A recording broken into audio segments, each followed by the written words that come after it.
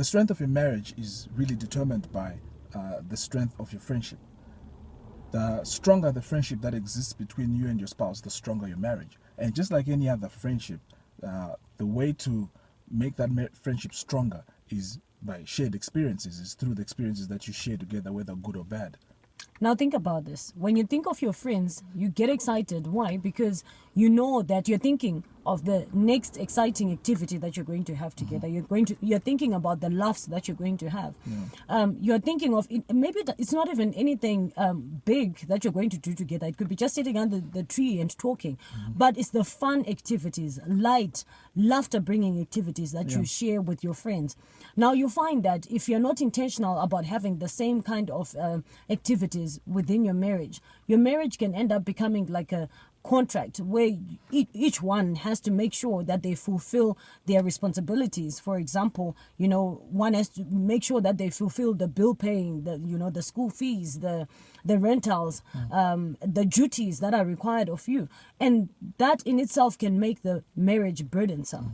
So you need to bring in and be intentional about it and to actually plan quality activities together. And it doesn't have to be anything big. The two of you can decide to every now and again take a walk together and just laugh and not talk about the important things or the big things in your marriage, but just have a laugh together. So create experiences. Find something that just the two of you can do together, and no, not six. Come on, guys. Let's think outside the box.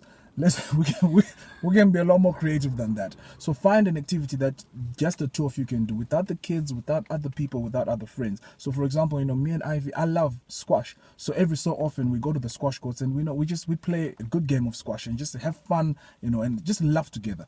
And also one of the things that we're doing now is we're reading a book together. And one of the books that we have started on is called The Marriage Handbook by Pastors Simba and Glory Woloza, which, by the way, is a very good read. So please go ahead and get in touch with him on his Facebook handle, his Facebook page or Facebook profile, which we've put on the comment section, and get a hold of that book. Any of you who wants to learn more about marriage, it's got a whole lot of topics that really touch on different issues in marriage. So get hold of that book. So that's one of the books that we are reading. So we're learning together, we're growing together, and it's a fun activity that we're doing together. Yeah. So the two of you just have to be creative. What is it that you can do together aside the children? Yeah. What is it?